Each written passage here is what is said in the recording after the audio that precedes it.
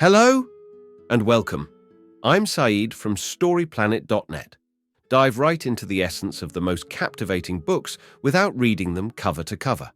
Whether you're on the go, at the gym, or just relaxing at home, we offer you a unique and enriching listening experience. Today, we are exploring the book, Breakpoint, a creation by Jeff Stibel. This book explores the structure, function, and growth of networks, examining biological, technical, and virtual examples like the brain and the internet. The author argues that although these networks may seem distinct, they share many similarities. By understanding how the brain's organic network functions, the author suggests that we can apply those principles to the internet, thus enabling its intelligence. Before we delve into these revelations, it's interesting to note that Jeff Stibel is an entrepreneur and brain scientist. He currently holds the position of CEO at Dun Bradstreet Credibility Corp and also serves on the boards of the Brown University Entrepreneurship Program and the University of Southern California's Innovation Institute. With 6 key ideas to unveil, brace yourself for a deep dive into this captivating book. On StoryPlanet.net. To start, the internet could potentially develop into a brain-like system. This would result in a more efficient and intelligent network that allows for enhanced communication and problem-solving capabilities. This book explores why networks perform better than individuals. It discusses how network size relates to quality and how the human brain becomes smarter as it loses capacity. The book also applies this knowledge to technical networks like the internet, suggesting that it may be hitting a growth decline. As the internet shrinks, it may become smarter and even capable of intelligence and consciousness. The book also explores examples like ants, Google, and termites to illustrate these concepts. Key idea number 1: networks play a crucial role in simplifying and improving the lives of organisms. Living in isolation, such as on a desert island, may seem tempting, but it is not as great as it sounds. Species that live in organized communities and support each other are more successful than those that don't. Social species, like bees, ants, and humans, have been the most populous and dominant across all habitats. This is because the collective intelligence of a network is greater than an individual's intelligence. Combining skills and abilities in a network leads to better results, so abandoning civilization for isolation may not be a good idea after all. Key idea number 2: networks go through 3 stages of development. All networks undergo 3 stages of development: growth, breakpoint, and equilibrium. During the growth stage, the network expands rapidly to consume available resources. The breakpoint is reached when further growth is no longer beneficial, and the network goes through a pruning process. Finally, in the equilibrium stage, the network reaches its ideal size depending on the environment. Key idea number 3: network size does not guarantee success.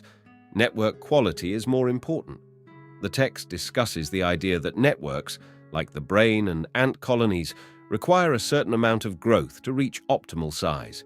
However, once a network has reached this size, further growth can be detrimental. The brain, for example, eliminates unnecessary connections as it ages, becoming more efficient. Networks that focus on quality rather than quantity are considered truly intelligent. Growth is important, but quality is crucial for success.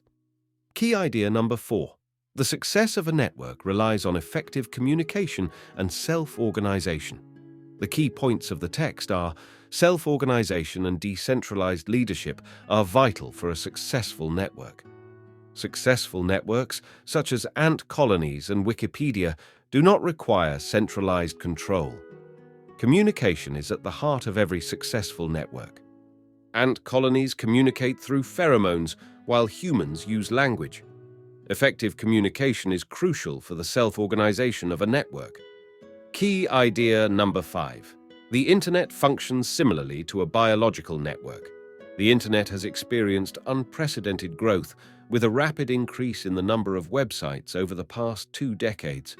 However, this growth has reached a breakpoint due to the overwhelming amount of content and websites, making it less user-friendly. PC usage for internet browsing has decreased, and people are opting for simpler and more user-friendly apps instead.